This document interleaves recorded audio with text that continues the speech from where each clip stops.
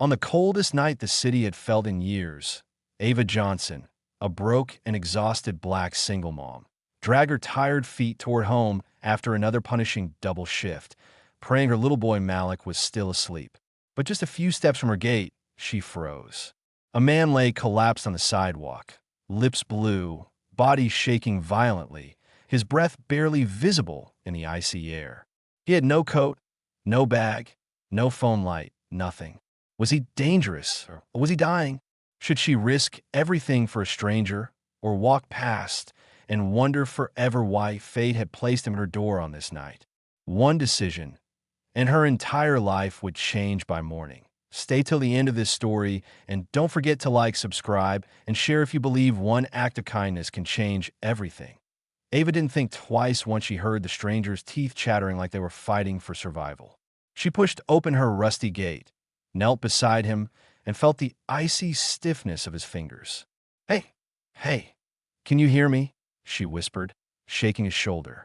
His eyes fluttered open, dark, lost, afraid. He looked at her like he had been running from something far worse than the cold. Without another thought, she hooked her hands under his arms and dragged him up the steps into her tiny living room. The heater barely worked, the lights flickered, but it was still warmer than death on a sidewalk. She wrapped him in the thickest blanket she had, the one she usually saved for Malik, and hurried to boil water for tea. Her hands trembled as she stirred, not from fear of him, but from the terrifying thought of what would have happened if she hadn't seen him. "Thank you," he whispered, voice raw, almost broken. "You're freezing." "Don't talk," she murmured. Malik wandered out, rubbing his eyes, confused. "Mom, who's that man?" "Just someone who needs help, baby. Go back to bed." But the stranger's gaze followed Malik with startling intensity, soft, gentle, like he couldn't remember the last time he'd seen a child. When Ava handed him the steaming cup, his fingers brushed hers, and she felt something strange, like he was clinging to her warmth, not just physically, but emotionally, like a drowning man gripping the only thing keeping him afloat. He finally spoke, quietly. "My name is Luke." Ava nodded. "I'm Ava." Drink slowly. But she noticed it. He didn't answer where he came from, or why he was outside in the cold with nothing but a thin shirt. His eyes darted around her small living room, taking in the worn furniture, the kids' drawings, the stack of overdue bills on the counter. Something in his stare shifted, softened, almost like he was memorizing the place. She thought maybe it was trauma, maybe fear, but the truth was far darker. Ava didn't know that while she paced around, trying to revive him, his mind was already forming a desperate attachment. She didn't know that he had spent the last year surrounded by people who only wanted his money, his signature, his empire. She couldn't know that he had been wandering the streets that night, broken and empty, trying to disappear. And she definitely didn't know that by saving his life, she had unlocked something inside him, something lonely, hungry, and silently possessive. When his phone finally charged a little from the outlet, it buzzed with a soft vibration. Ava didn't peek. She wasn't nosy. But Luke did, and his own face flashed across the lock screen in a breaking news alert. Billionaire tech CEO Lucas Reed missing for 24 hours. He tilted the screen away before Ava could see. Not yet. Not now. Because deep down he had already decided one thing. Ava wasn't just the woman who saved him. She was the woman he wasn't willing to lose. By morning, the world outside Ava's window was still frozen and silent. But inside her tiny home, something had shifted, something she didn't notice, but Luke did. She walked around the living room, picking up toys, folding blankets, packing Malik's school lunch, moving with the practiced rhythm of a woman who had no time to waste. Luke watched her like someone watches a miracle. Every small thing she did, tucking Malik's scarf, whispering reminders, tying her hair into a loose bun, etched itself into his mind like a memory he never wanted to lose. "Once you're warm enough, I'll drop you at the shelter downtown," she said gently. Shelter. The word hit him like a punch. He wasn't going to a shelter. He wasn't going anywhere she couldn't see him. "Thank you," he said softly, "but I don't want to leave yet. Just a little more time." Ava didn't think much of it. Trauma does that to people. She nodded and went to get Malik ready for school. But the moment she turned her back, Luke's eyes wandered. His gaze fell on the stack of bills she tried to hide under a magazine. Rent overdue, utilities past due, Malik's school trip fee unpaid. She didn't complain, didn't sigh, didn't even slow down.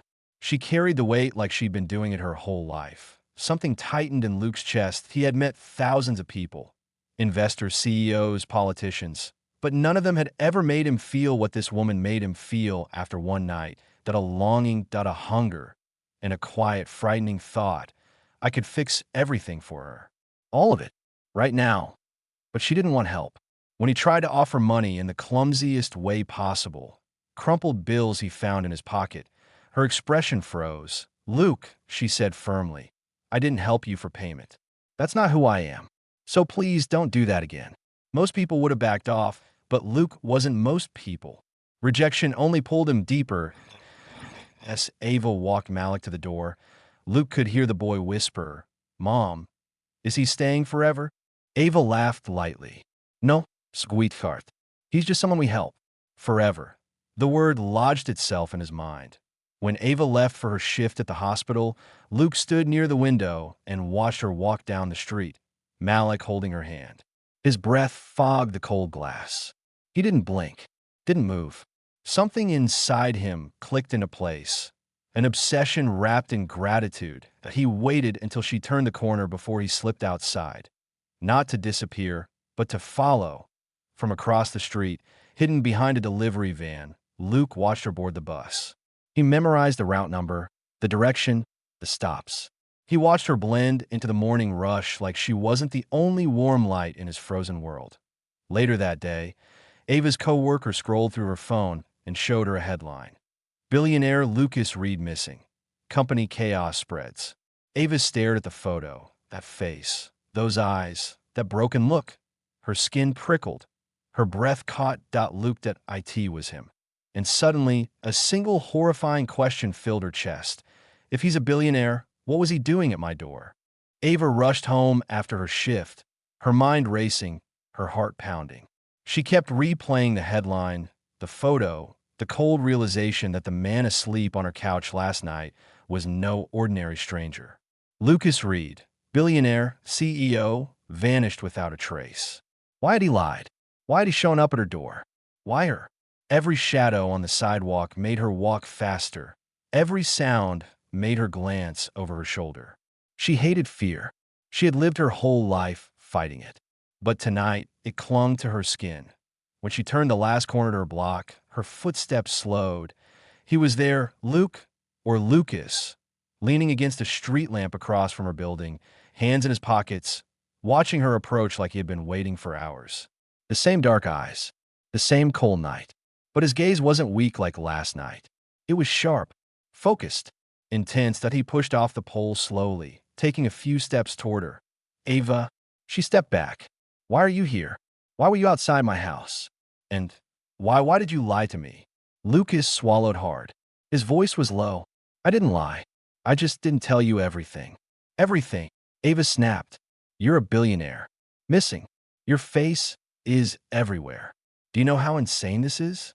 You can't just show up at my home, around my child. I didn't come to hurt you," he whispered, moving closer. "I came because you're the first person in years who looked at me like I'm human. Not a paycheck, not a headline, just a man." Ava shook her head. "You don't even know me. But I want to," he said too quickly. "Too much. More than I should." The way he said it made her chest tighten with fear and something else she didn't want to name. She looked up at him firmly. "Luke, or Lucas, I don't know what you expect from me, but this showing up at my house, staring at me from the street, this is not okay." He flinched like she'd slapped him. "I am sorry. When I woke up this morning for the first time in so long, I didn't feel empty. I didn't feel used. Because of you." Ava took a step back toward her building. "That doesn't give you the right to follow me." Lucas stepped forward before he realized what he was doing, desperation flashing his eyes. "Please, Ava. I can protect you. I can make your life easier. I saw your bills. I can't." Her voice cut through him like a blade. "Don't you dare. Don't try to fix my life with your money. That's not love, Lucas. That's control." He froze. The word hit him hard. Controlled. He had spent a lifetime having it. and he didn't even realize he was using it now. His breathing grew uneven. I'm not trying to control you. I can't stop thinking about you. About Malik. About how you looked at me. I don't want to leave. I can't leave. And then, the moment everything snapped, he stepped closer, too close, eyes dark with a mix of longing and obsession. You saved my life, Ava. That makes you mine. Ava's breath hitched. Terror flashed in her eyes. No, I'm not yours. You don't get to claim me because I opened my door. But Lucas wasn't hearing her, not clearly. In his mind, everything was spiraling, collapsing. I'm not going back to that empty mansion. To those people. I need you. I need this. Stop, she whispered, voice trembling but firm. This isn't love. This is obsession. Her words hit him harder than the winter wind. His face crumpled. For a moment, he looked like the freezing man on her sidewalk again. Lost, broken, terrified, but Ava didn't soften this time. You need help, she said quietly. Not me. Not Malik. Help. Lucas stepped back, breathing unsteady. Shame washed over him. For the first time in his adult life, someone told him no and meant it. And for the first time, he realized he had crossed a boundary he didn't understand. He whispered one word before turning away into the dark. I'm sorry. But as he walked off, Ava knew one thing deep in her bones. This wasn't the end. And Lucas wasn't done with her. That night, after Lucas disappeared into the darkness, Ava shut the door and leaned against it, feeling her knees weaken. Malik slept peacefully in the next room, unaware that their lives had collided with a man whose world was nothing like theirs. Ava wrapped her arms around herself, trying to stop the trembling, not from cold, but from everything she had just witnessed. She had seen fear before. She had lived through heartbreak, abandonment, and the cruel weight of life. But nothing prepared her for the raw, dangerous mix of longing and desperation she had seen in Lucas's eyes. She made tea with shaky hands and sat by the window, watching for any sign of him. Every sound outside made her heart jump. Would he come back? Would he respect her boundaries? She didn't know, and that not knowing terrified her. Across the city, Lucas returned to his mansion, a place filled with glass walls, silent hallways, and people who treated him like an asset. Security guards rushed toward him. Assistants bombarded him with questions, and board members demanded meetings. But Lucas heard none of them. He walked straight past everyone, straight into his private room, locked the door, and collapsed onto the cold floor. Ava's voice echoed in his mind. This isn't love. This is obsession. The word felt like poison. He had never meant to scare her. He had never meant to lose control. But the truth was undeniable. He did scare her.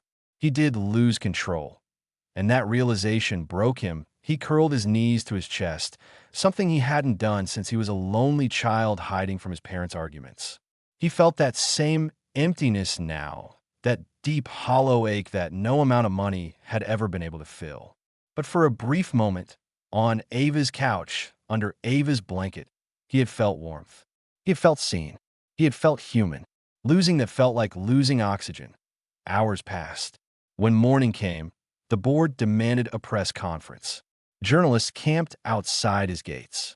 The world wanted the powerful billionaire back. But Lucas wasn't powerful right now, that he was a man cracked open by one woman's truth. For the first time in years, he canceled every meeting. He shut down his phone. He fired the PR team, trying to spin lies. Instead, he called the only person he trusted, his old mentor and company lawyer, Daniel Hart. Daniel arrived, saw Lucas's red eyes, and asked gently, "What happened?" Lucas lowered his head. "I scared someone who didn't deserve it." Daniel studied him. "You've been breaking for a long time, son.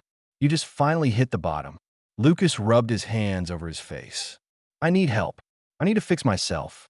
Not her. Not her life. Me." Daniel nodded. "Then therapy. Real therapy. And boundaries. You can't attach yourself to people like a lifeline. That's not love. That's fear disguised as love." Lucas swallowed, ashamed. "She was kind to me. I twisted it." "No," Daniel said softly. "You didn't twist her kindness. You just didn't know how to receive it without gripping too hard." Those words were the first breath of clarity Lucas had felt in days. He began therapy quietly, attended sessions with no assistants, no press, no image to protect. In those rooms, he unpacked years of abandonment issues, loneliness, pressure, and emotional starvation. He confronted how his childhood and fame taught him to cling to anyone who felt real. But through every breakthrough, every confession, one thought stayed constant. He missed Ava, but he would not invade her world again. Not until he could do it without harming her. Meanwhile, Ava tried to focus on work, but her mind kept drifting to him. The image of him walking away haunted her, not because she wanted him back, but because she saw something broken in him, something painfully human.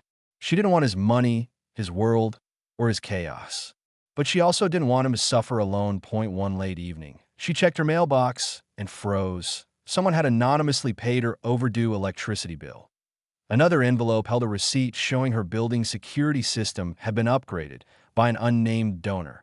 Her hospital announced new childcare support for single parents, funded by a silent benefactor.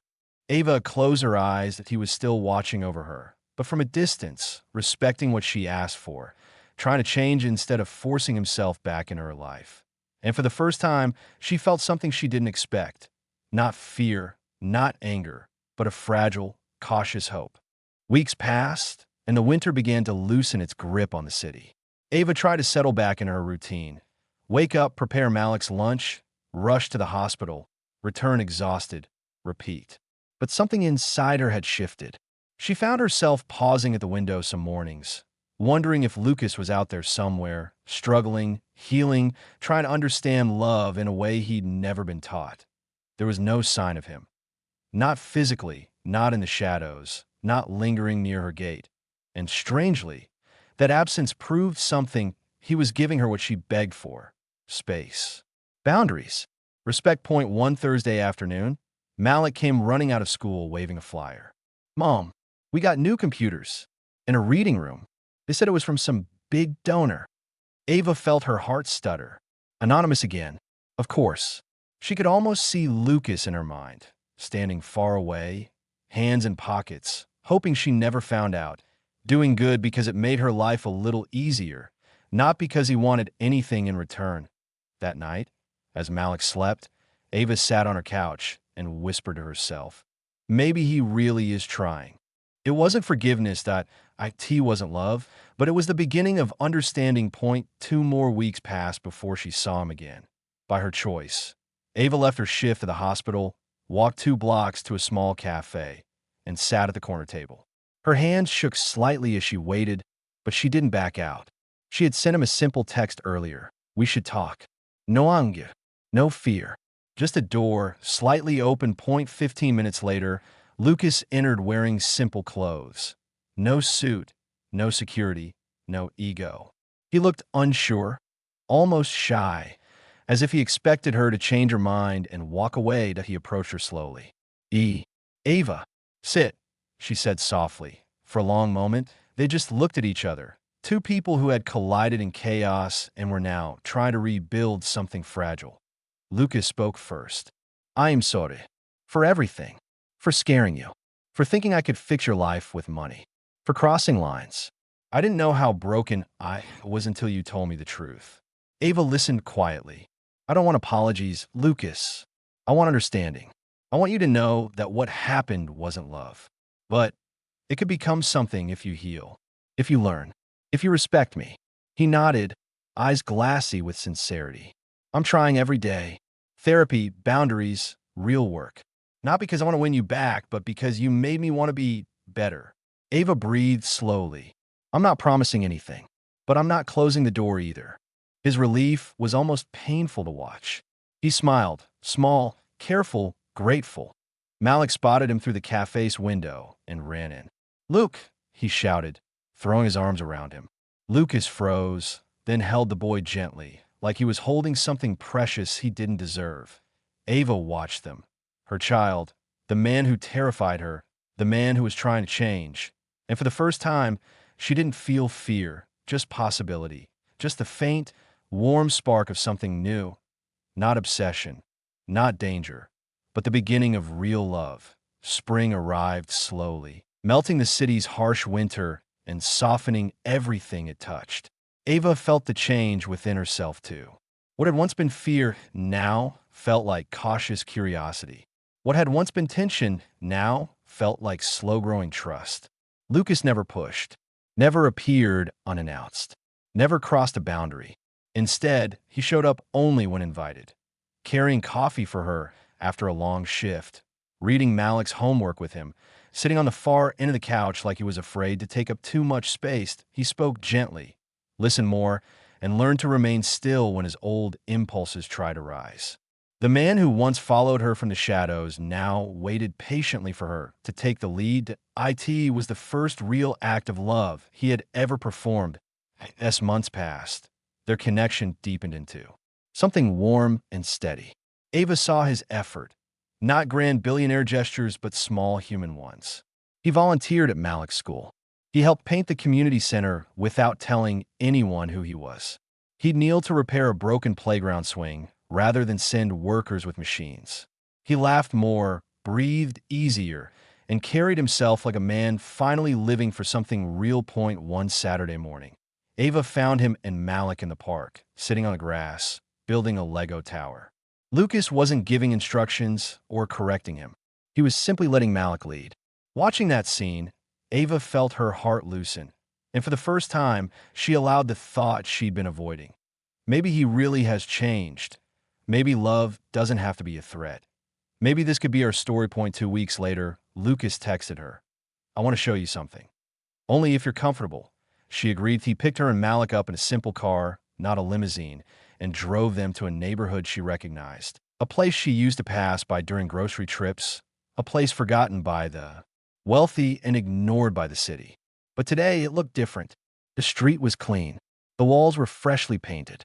Children were playing under new lights. Flowers lined the sidewalk like a fresh beginning. Lucas led them to a renovated garden at the center of the block. It wasn't big, but it was beautiful, green, bright, full of life. A fountain bubbled softly, benches carved with motivational quotes circled a small stage, and a sign at the entrance read, "A.V.A. Johnson Community Garden, dedicated to single mothers who fight every day." Ava's breath caught. Her eyes burned. "Lucas, what did you do?" He shook his head gently. "This isn't for you to owe me something, or to impress you. This is because the night you saved me, you taught me what love really means. Not control, not obsession, but giving without expecting, protecting without owning, caring without caging." She stared at him, unable to speak. And then he dropped to one knee, slowly, carefully, like a man asking for permission to breathe. He didn't pull out a giant diamond, didn't surround her with photographers, didn't try to overwhelm her with wealth. Instead, he held up a simple ring, silver, elegant, meaningful. His voice trembled. "Ava, you opened your door for a stranger when you had every reason not to. You healed me when I didn't even know what healing felt like.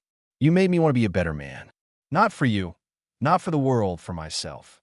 Malik grabbed Ava's hand tightly. Lucas continued, voice raw but steady. "I don't want to own you. I don't want to control you. Don't want to walk beside you. Don't want to build a life with you. Slowly, patiently, respectfully. A life where Malik has two people who adore him. A life where you never have to carry everything alone again. A life where love is something we choose every single day." A tear slipped down Ava's cheek. For months, she had watched him transform. Not for approval, but for truth, for growth for her. She took a deep breath, looked at Malik's hopeful face, looked at Lucas kneeling with his heart wide open, and she whispered yes. Lucas let out a breath that sounded like a man finally freed from a cage he built himself. Malik jumped into their arms, laughing, hugging both of them at once. The garden around them filled with the soft sounds of life, like the world itself was celebrating. Ava pressed her forehead to Lucas's and said softly, "If you ever fall back into your old ways, I'll walk away." He smiled gently, "And I'll fight every day to make sure you never have to." They stood in the middle of the garden, a broken billionaire, a strong single mother, and a boy who finally had a family, not brought together by wealth or luck, but by a single night of kindness that became the beginning of real, powerful, healed love. Love doesn't always enter our lives gently. Sometimes it comes in the form of a broken man on a frozen sidewalk, a single mother with too much weight on her shoulders, and a child who teaches both of them what family truly means. Ava and Lucas didn't begin as a perfect match. They began as two damaged souls colliding in the dark. But through honesty, boundaries, healing, and patience, their story transformed from obsession into a love built on respect, growth, and choice. It reminds us that real love isn't about money, power, or control. It's about showing up every day with softness, courage, and intention. One act of kindness changed their entire lives and proved that sometimes the person you save becomes the person who saves you right back. If this story touched your heart, like the video, subscribe to the channel, and share it with someone who still believes in real love.